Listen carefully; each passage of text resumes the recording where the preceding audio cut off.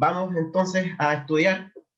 Hoy día, como decía Claudio, vamos a seguir con la serie Edifiquemos el Templo, que básicamente, ustedes recuerdan, hemos estado viendo el libro de Esdras, en un periodo del tiempo, en un periodo después del exilio. Ellos han retornado al pueblo de Israel, Dios los ha llevado, ¿cierto?, a Israel, después de varios años habiendo estado cautivos. Así que hoy día vamos a continuar con esa historia, pero hoy día vamos a verlo desde otro libro, no otro libro aparte de la Biblia, otro libro de la Biblia, que es Ageo, ¿ya? Ageo es un libro profético, es un libro de un profeta que se llamaba Ageo, y es un profeta que está aquí también en esta misma época. Y vamos a ver cómo esto se junta y qué es lo que Dios, a través de Ageo, le tiene que decir al pueblo de Israel, y cómo ese mensaje es y fue fundamental para los judíos en esa época y también es muy, muy importante hoy día para nosotros. Y para eso vamos a recordar un poquito dónde quedamos.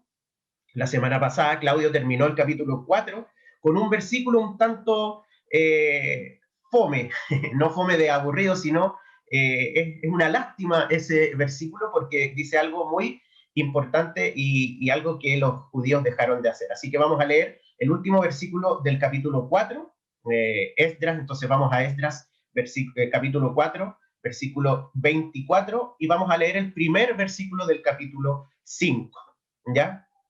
Ahí está apareciendo en las pantallas.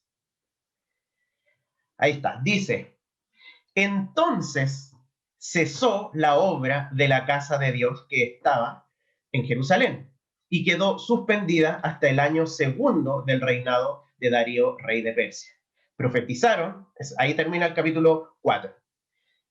Profetizaron Ageo y Zacarías, hijo de Ido, ambos profetas, a los judíos que estaban en Judá y en Jerusalén, en el nombre del Dios de Israel, quien estaba sobre ellos.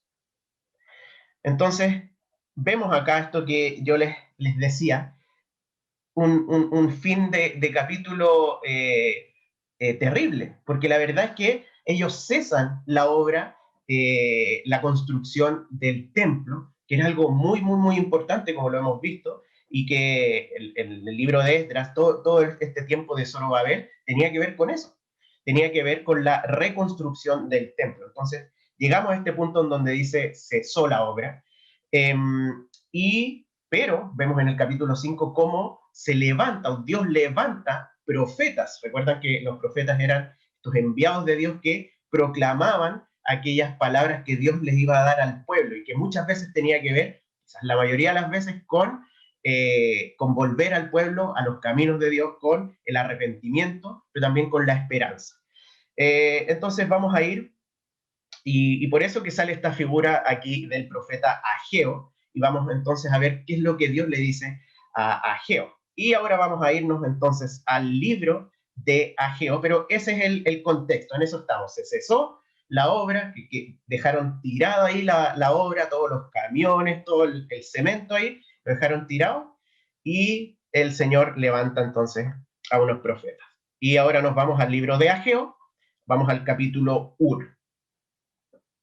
Dice así: en el año segundo del rey Darío, en el mes sexto, en el primer día del mes, vino palabra de Jehová por medio del profeta Ageo a Zorobabel, hijo de Salatiel, gobernador de Judá, y a Josué, hijo de Josadac, sumo sacerdote, diciendo: así ha hablado Jehová de los ejércitos, diciendo: este pueblo dice, no ha llegado aún el tiempo de que la casa de Jehová sea reedificada. Entonces el libro de Ageo, si ustedes lo ven, lo leen, es muy cortito, tiene solamente 2 capítulos, tiene un mensaje muy potente y parte al tiro, ¿cierto?, con una profecía.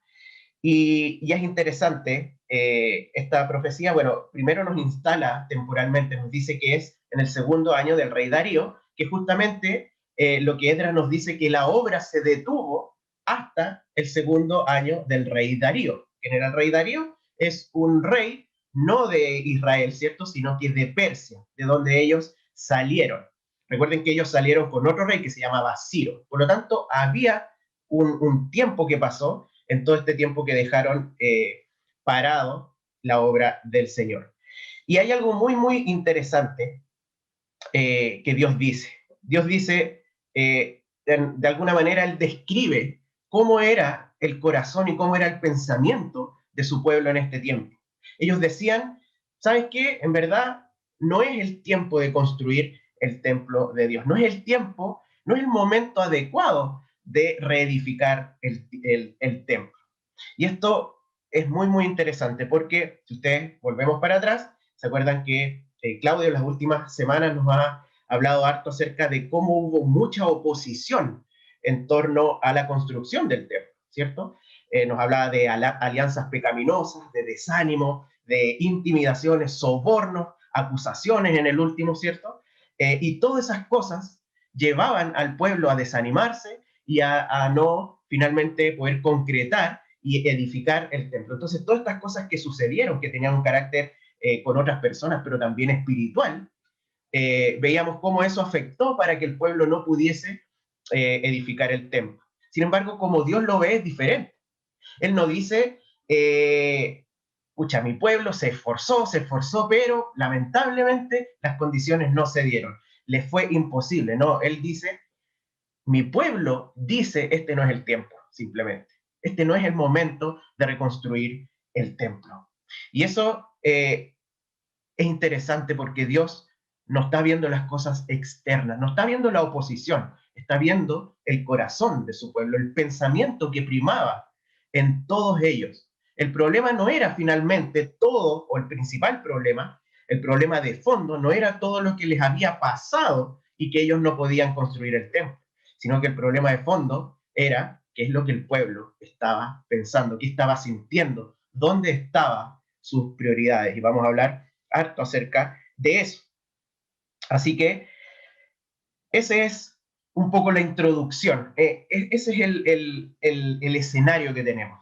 Se dejó de construir el templo, se levanta un profeta y Dios establece y describe cuál es el problema aquí, qué es lo que el pueblo está, o por qué en el fondo no está llevando a cabo la obra. Y hoy día quiero exponer un poquito cómo vamos a entender este capítulo. Hoy día vamos a llegar hasta el versículo 11. Así que si pueden poner la diapositiva de... A ver. La que sí, esa misma. Entonces hoy día el título de esta prédica se llama Reflexionemos en nuestros caminos, que es lo que Dios le manda al pueblo hoy día, a reflexionar en sus caminos. Y vamos a ver la urgencia que implica, ¿cierto? O de la urgencia de la presencia de Dios, la urgencia de obedecer a Dios y la necesidad de la no bendición de Dios. Quizás no se entiende en este momento, que bueno, porque así quedan más, quedan colgados y quedan pendientes, pero vamos a ver cada uno de esos puntos a lo largo de que vamos recorriendo el texto. Así que dame la siguiente, por favor. Entonces vamos con... vamos a leer estos versículos. Vamos a llegar hasta el versículo 6, ¿ya? Del 3 al 4 y el 5 al 6. Dice, entonces vino palabra de Jehová por medio del profeta Ageo, diciendo, ¿es para vosotros tiempo, para vosotros de habitar en vuestras casas artesonadas y esta casa está desierta? Siguiente, por favor.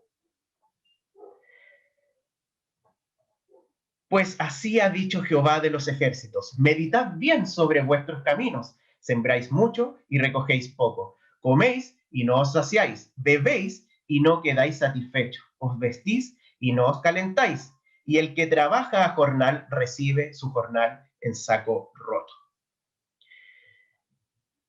Entonces Dios ya les dice, ¿cierto? Bueno, este es el pensamiento que mi pueblo tiene. Y ahora les dice, les hace una pregunta a través del profeta. ¿Es este realmente el momento para que ustedes estén viviendo en sus casas? y no estén construyendo el templo.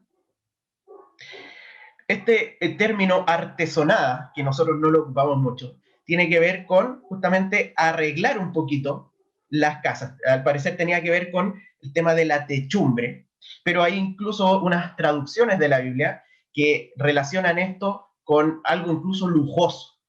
Al parecer esta palabra se ocupaba mucho para el templo mismo, los arreglos que se hacían en el templo mismo. Sin embargo, aquí se está atribuyendo a las casas de cada uno de ellos.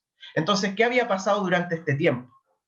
Estos años que, si contamos los años entre que se dejó de construir hasta el momento en que se vuelve a construir el templo, que todavía no pasa, han pasado 15 años. Pasan 15 años. ¿Y qué pasa durante esos 15 años? Bueno, no construyeron el templo, pero sí construyeron sus casas. Y al parecer no las construyeron así nomás, sino que las arreglaron, les pusieron buenos techos, e incluso, como les decía en algunas traducciones, dice que eran lujosas, obviamente para ese tiempo, ¿cierto? Pero tenían ahí arreglos. Entonces Dios les pregunta, bueno, ¿qué están haciendo? Realmente es tiempo de que ustedes estén en sus casas arregladitas mientras el templo de Dios está en ruinas.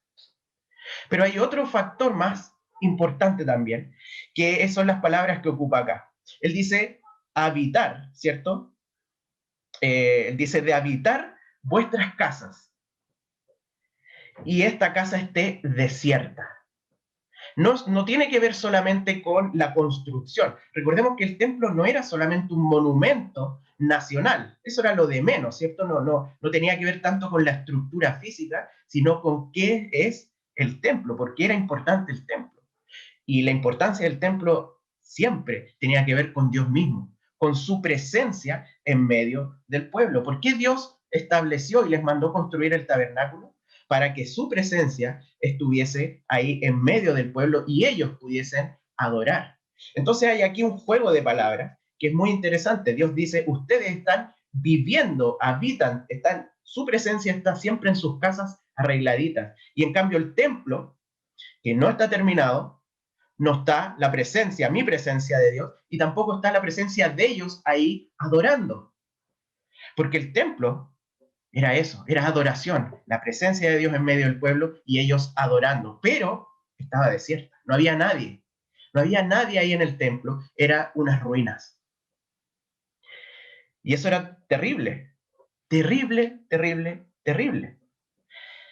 Vemos que entonces que Dios les está diciendo, no hay, no hay una prioridad. El pueblo de Israel, los judíos, no tenían este sentido de urgencia de construir el templo, pasaron 15 años. No había un sentido de urgencia. Y, y esto es muy importante porque muchas veces entendemos, hablamos de lo que es importante. Y probablemente los judíos sabían que eso era algo importante. Sin embargo, en su urgencia o en su no urgencia de construir el templo, en esto de decir, ¿sabes qué? No es el momento, no es el tiempo, no se dieron las cosas, no es el momento adecuado hoy día para construir. No había una urgencia y eso revelaba que tampoco era tan importante para ellos, en su corazón. Había un tema entonces de prioridades ahí. Y Dios les dice, reflexionen, ¿cierto? Mediten en vuestros caminos. ¿Qué quiere decir esto? Esto es, paren, deténganse y piensen, reflexionen. ¿Qué quiere decir en vuestros caminos? En cómo están viviendo, en cómo andan, en cómo viven. Reflexionen en cuanto a sus prioridades. ¿Soy yo una prioridad? ¿Es la prioridad la presencia de Dios en medio del pueblo? Al parecer no. Al parecer era más prioritario sus propias casas. ¿Y por qué algo no es, o qué es lo que nosotros consideramos urgente? Las cosas urgentes son aquellas cosas que no pueden demorar. Son aquellas cosas que debemos hacerlas ahora ya. ¿Y por qué? Porque tienen una importancia vital. una importancia esencial. Pensemos en una madre o en una madre y un padre con su hijo pequeño, un bebé, y piensen que no tienen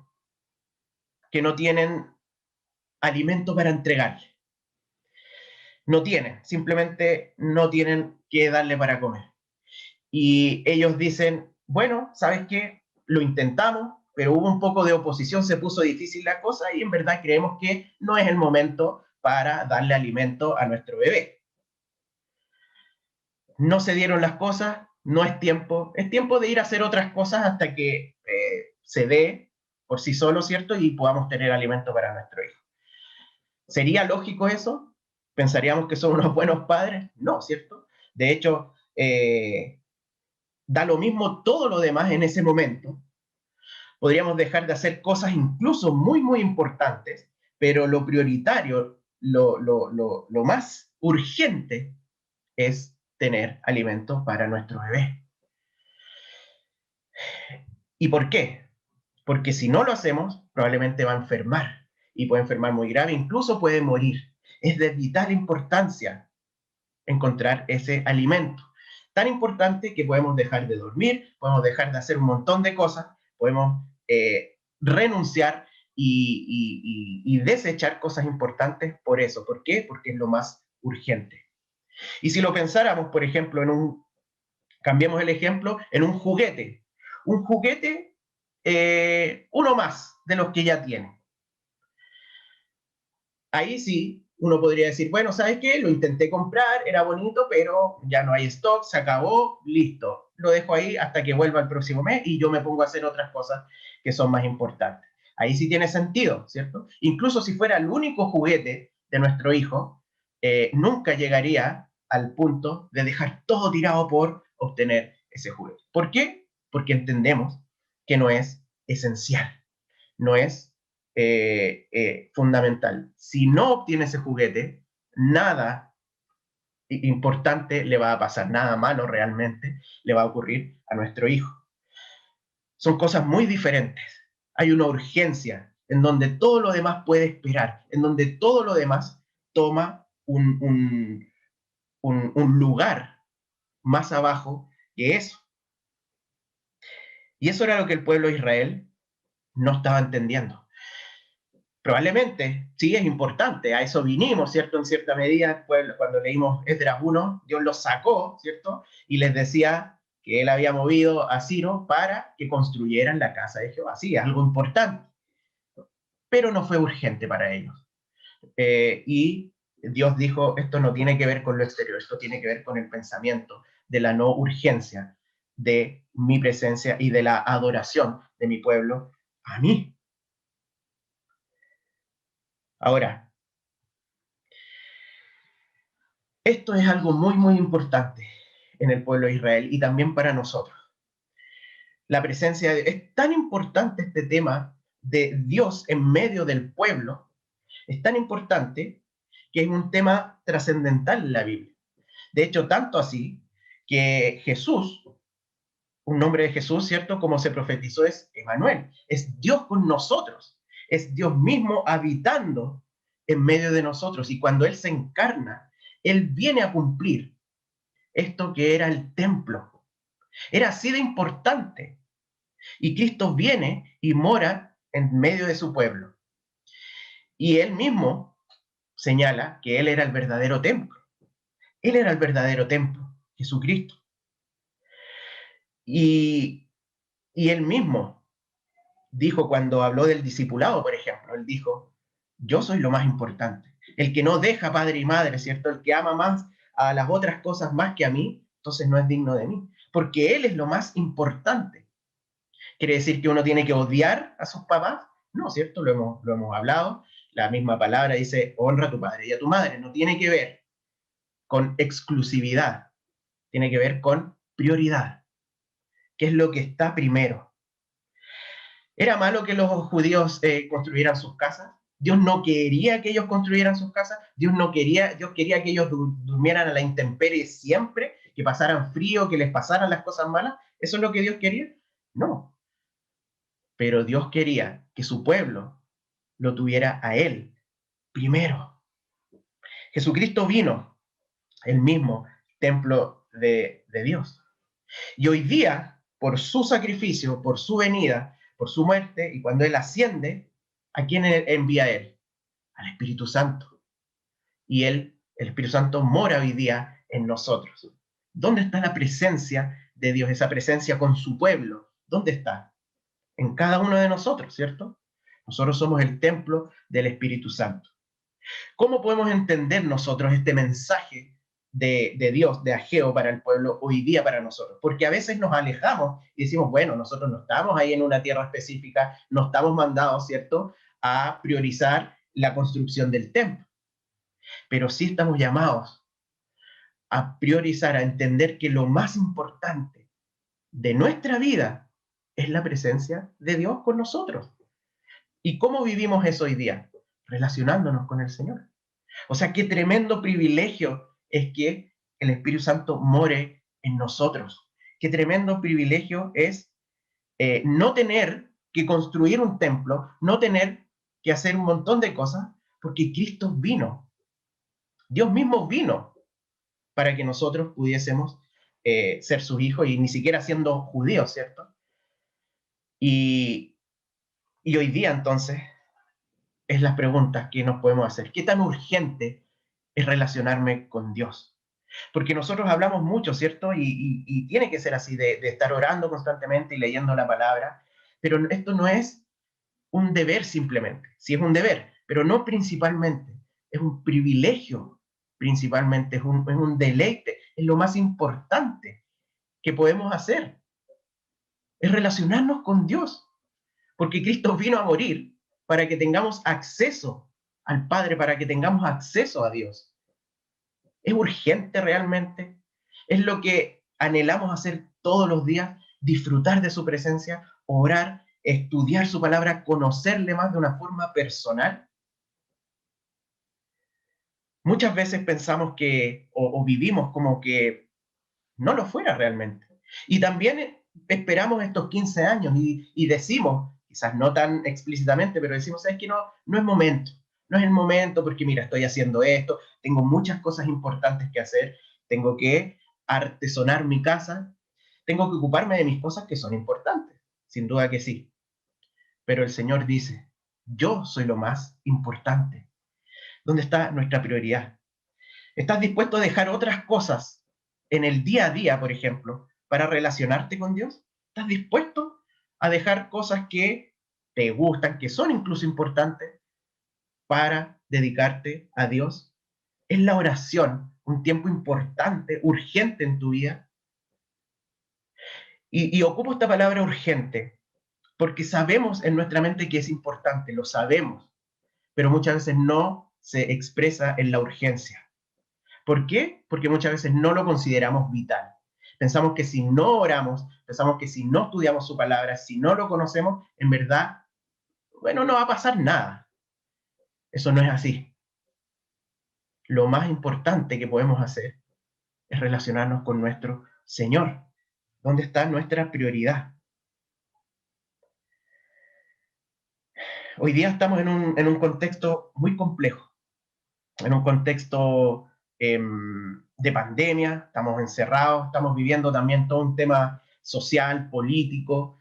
¿Dónde está nuestra urgencia? ¿A qué nos estamos dedicando?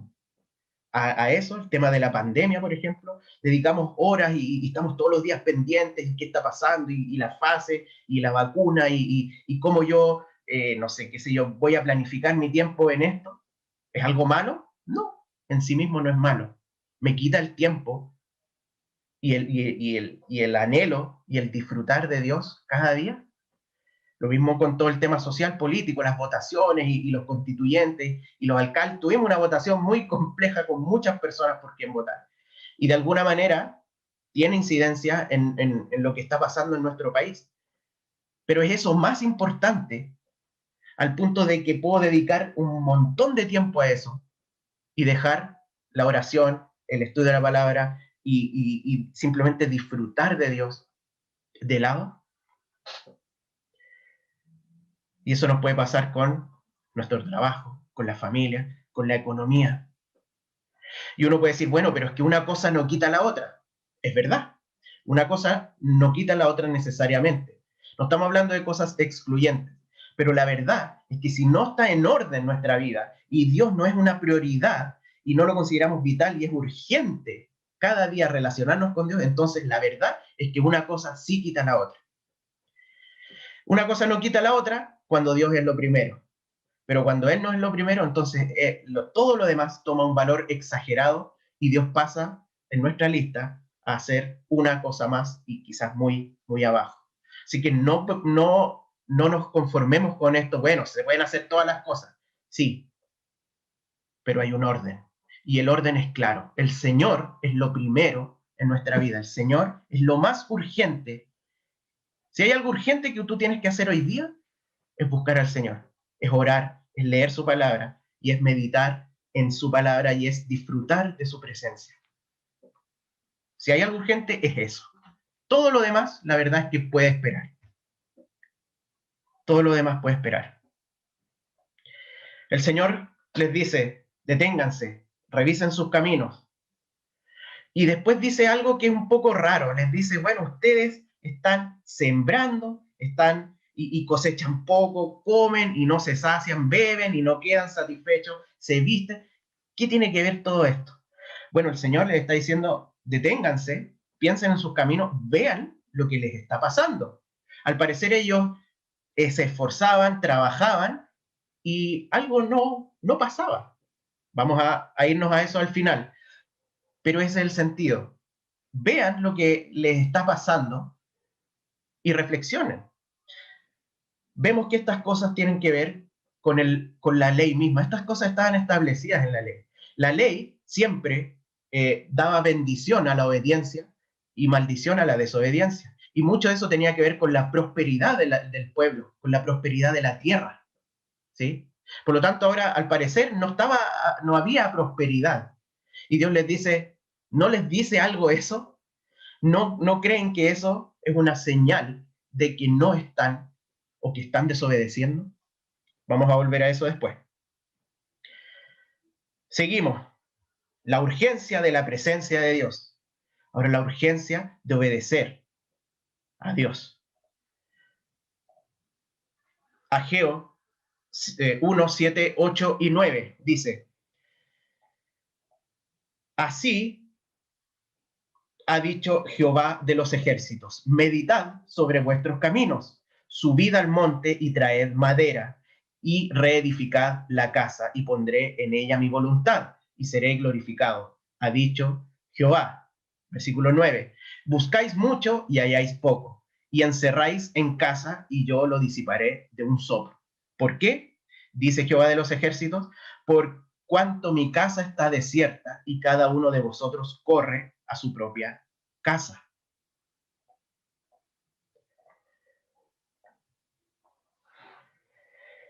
Eh, nuevamente, entonces, Dios les dice, piensen en lo que están haciendo, deténganse, mediten, evalúen su vida. Y ese mensaje es importante hoy en día porque la verdad es que todo es tan rápido, hay tanto por hacer, que muchas veces no nos detenemos a evaluar si lo que estamos haciendo está bien o no. Mientras produzcamos, mientras vayamos cumpliendo objetivos, mientras vayamos cumpliendo nuestros propósitos, vamos bien. Y muchas veces no nos detenemos a decir, oye, seré muy productivo, pero ¿estaré haciendo lo que Dios quiere? ¿Estaré priorizándolo a Él? Deténganse, mediten cómo están viviendo. Y ahora esta misma frase, que antes quizás nosotros la entendimos como, piensen cuál es su prioridad, ¿soy yo o son sus propias cosas? Y aquí él dice, piensen, y lo lleva a la acción. Está muy conectado con lo anterior, pero es muy interesante como Dios no parte simplemente diciéndole, ya, vayan a hacer el templo, sino que mediten. Dios tremendamente misericordioso les dice, piensen en lo que están haciendo, ¿dónde estoy yo? ¿Soy yo su prioridad? Y una vez que hace esa pregunta, les dice, entonces vayan y construyan.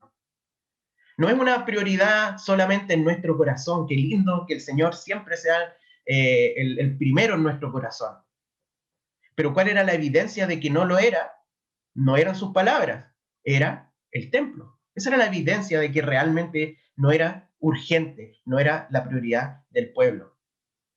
Eran sus acciones, era el templo, esa era la consecuencia. Por lo tanto, Dios dice, recapaciten cuál es su prioridad y vayan y construyan el templo. Suban el monte, hagan la pega, hagan el trabajo que tienen que hacer, hagan la pega por lo cual yo los traje aquí.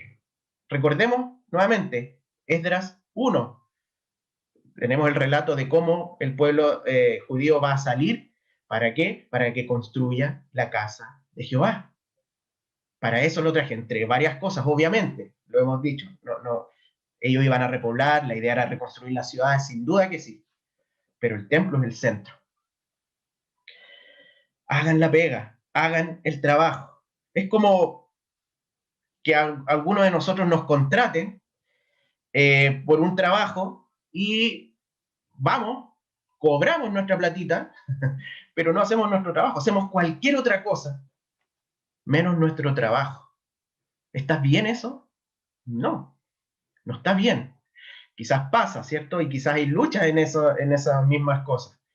Eh, pero probablemente a esa persona la van a despedir en algún momento, porque no está haciendo aquello para lo cual fue contratado. Está disfrutando de los beneficios de haber sido contratado, pero no está haciendo aquello por lo que fue contratado. El pueblo de Israel estaba haciendo eso. Y nuevamente está esta parte, esta reprensión de decirle, oye, ustedes buscan mucho y hallan poco. Buscan mucho y hallan poco. Nuevamente este sentido de se esfuerzan, hacen cosas, pero la retribución no es la que esperan. Y les hace meditar en eso también, es parte de todo esto que ellos tienen que pensar.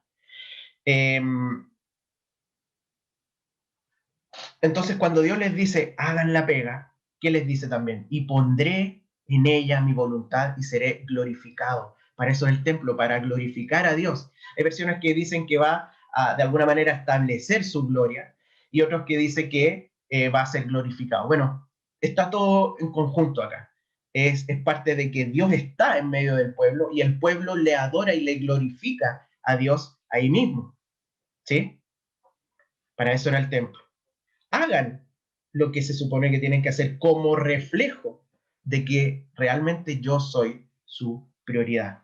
La urgencia de obedecer a Dios. Y hoy día también, bueno, y da la razón, ¿cierto? La razón es la misma, porque está hablando de lo mismo.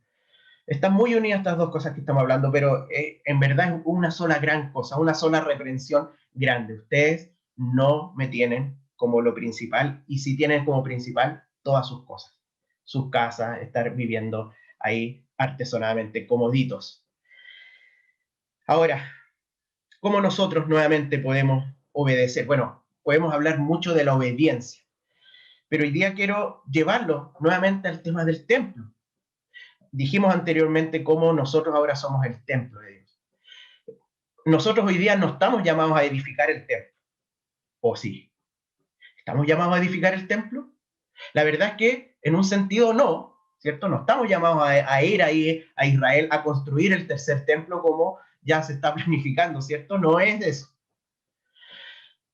Pero sí, en términos espirituales, sí estamos llamados a edificar el templo, porque nosotros somos el templo. Vamos a ver un par de versículos en Efesios, si lo pueden poner por ahí.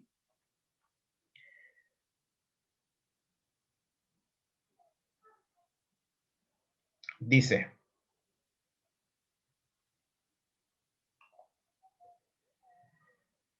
en Efesios 2, 20, 22 dice, edificados sobre el fundamento de los apóstoles y profetas, siendo la principal piedra del ángulo Jesucristo mismo, en quien todo el edificio bien coordinado va creciendo para ser un templo santo en el Señor, en quien vosotros también sois juntamente edificados para morada de Dios en el Espíritu.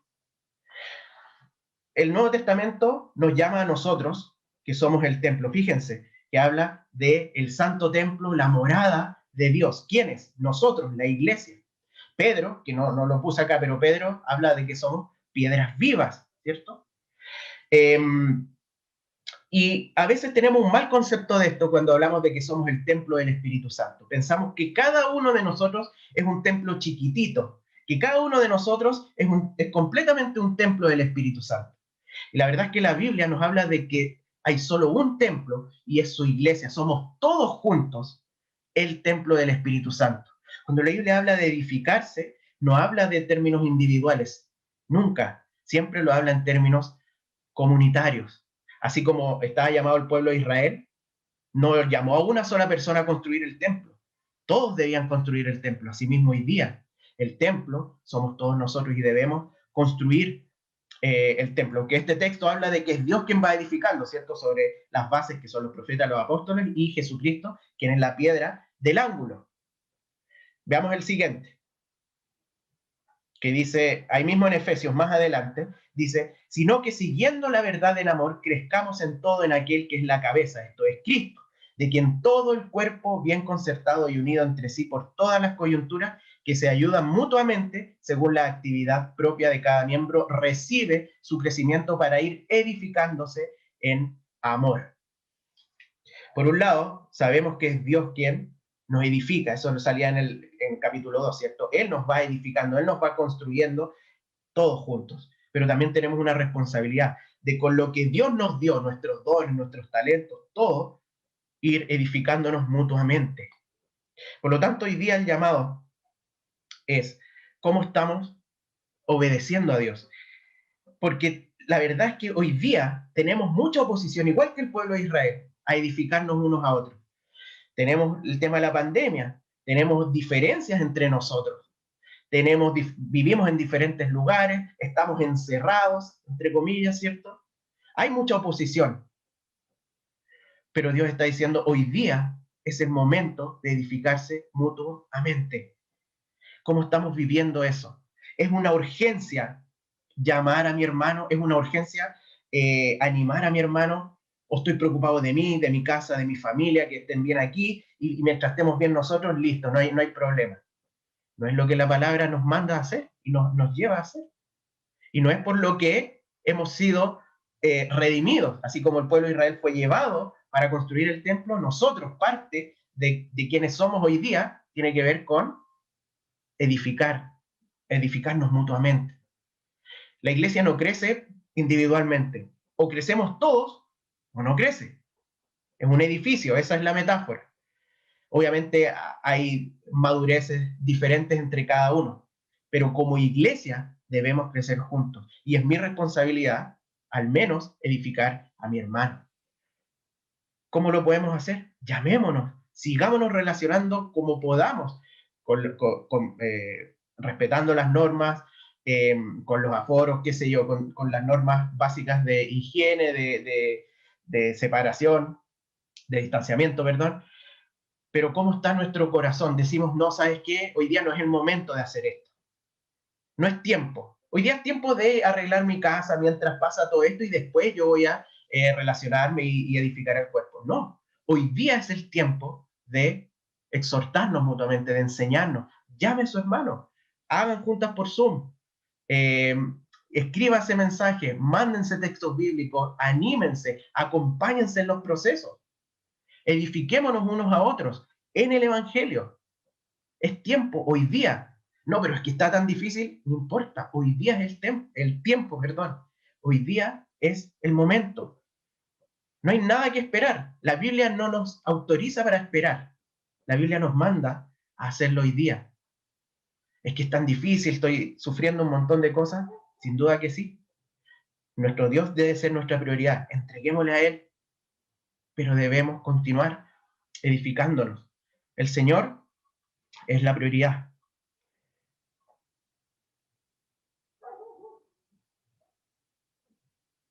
Tenemos mucha oposición, pero hoy día es el tiempo. Seguimos. El último punto. La necesidad de la no bendición de Dios. No quiero que me malentiendan acá. Pero la verdad, bueno, vamos a leer el versículo que está, los últimos dos versículos que vamos a ver hoy día. 10 y 11. Dice lo siguiente: por eso se detuvo los cielos sobre vosotros, la lluvia y la tierra detuvo sus frutos. Y llamé la sequía sobre esta tierra y sobre los montes, sobre el trigo, sobre el vino, sobre el aceite, sobre todo lo que la tierra produce, sobre los hombres y sobre las bestias y sobre todo trabajo de manos. Oye, ¿qué está pasando? Al parecer, Dios no simplemente permitió algo, sino que él mismo mandó la sequía para que ellos sembraran y no cosecharan, para que ellos trabajaran y ganaran poco, para que ellos se abrigaran o se vistieran y no se abrigaran. No es algo que solamente Dios permitió, Dios mandó esa sequía. Y lo dije antes, en cierto sentido es justo, es lo que la Biblia decía, la prosperidad de la tierra, ¿cierto? Tenía que ver con la obediencia, ellos no estaban obedeciendo, está bien, pero Dios les dice, cada vez que les dice, deténganse, mediten, reflexionen en sus caminos, les habla de esto, ustedes están haciendo mucho y no tienen prosperidad, no están recibiendo lo que se supone que están trabajando. Dios no quiso que ellos recibieran conforme a su trabajo. Y dice, pucha, Dios, qué malo es Dios con su pueblo. Esta es a esto me refiero con una no bendición. Y está entre paréntesis porque ese no lo podemos sacar, porque esto es una bendición. Si eso Dios lo usó no solamente para hacer algo justo, sino que para que el pueblo recapacitara y se arrepintiera y pudiese ver a Dios como quien es Él y priorizarlo, entonces una tremenda bendición. Si el sufrimiento nos lleva a Dios, es una bendición. Y eso nos cuesta un montón. Y no digo en ningún caso que sea fácil. Pero Dios obra de esa manera. ¿Por qué? Porque hay una prioridad. Nuevamente, el pueblo se enfocó en las otras cosas. Dios manda algo, le dice, vean lo que está pasando. Y piensen, reflexionen y arrepiéntanse. Póngame a mí en el centro. Todo lo que nosotros pensamos muchas veces que es malo, que nos está pasando algo malo, muchas veces simplemente tiene que ver con diferencias entre las prioridades de Dios y nuestras prioridades. ¿Cuál es la prioridad de Dios para nosotros? ¿A qué le interesa más a Él? ¿Que seamos prósperos?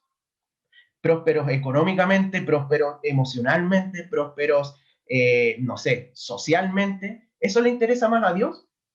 ¿O que realmente, de verdad, genuinamente Él sea lo primero en nuestra vida? ¿Qué le interesa más a Él? ¿Eso quiere decir que no le interesa absolutamente nada a lo otro?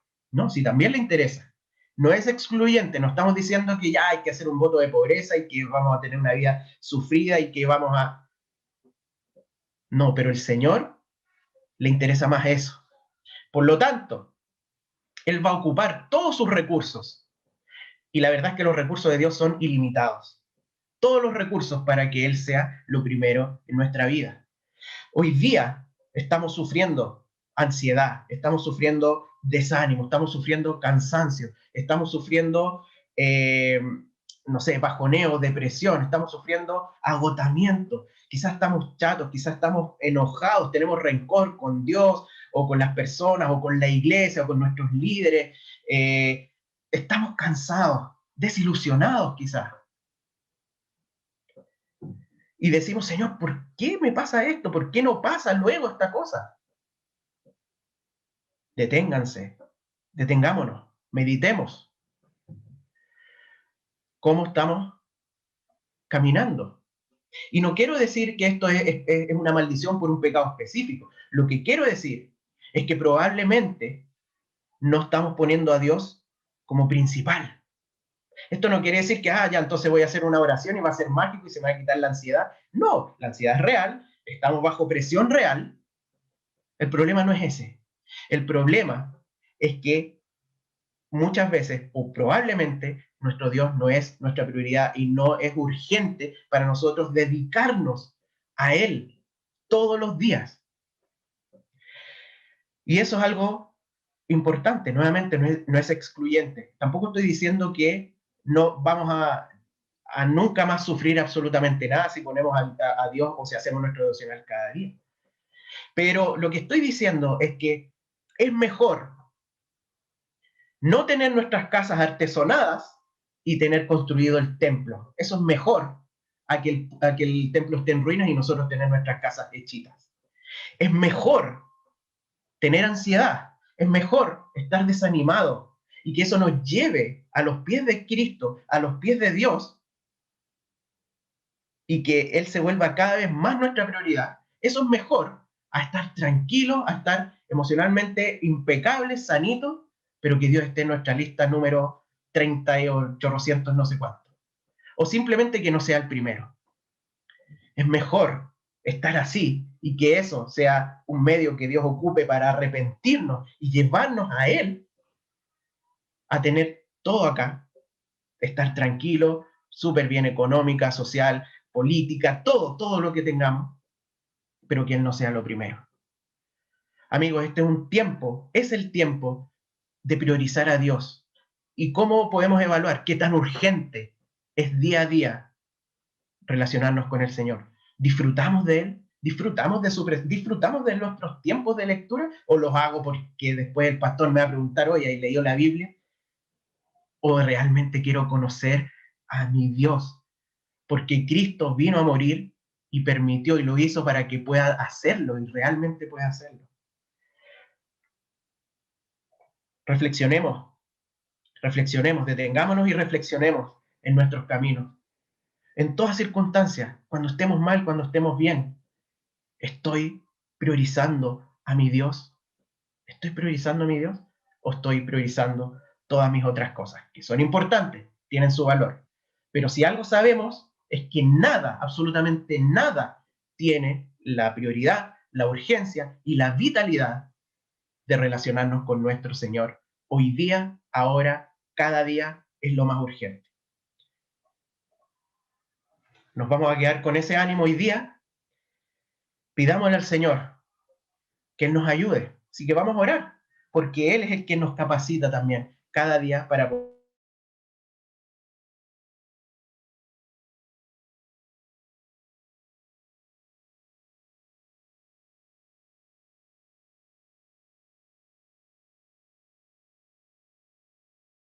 las cosas a los que te aman, a los que tú has llamado, Señor, nos ayudan a bien. Y el principal bien eres tú, Señor. Señor, queremos priorizarte, te pedimos perdón por todas las veces que no te priorizamos y que no es urgente buscarte, relacionarnos, orar, juntarnos con nuestros hermanos a buscarte, a adorarte, Señor. Te pedimos perdón y te pedimos que tú nos sigas capacitando, Espíritu Santo, a través del Espíritu Santo, Señor, que podamos vivir para ti cada día. Te agradecemos por todo lo que tú haces, Señor, para que nosotros cada día volvamos a ti. Te agradecemos por eso y lo pedimos todo esto en el nombre de Jesús. Amén.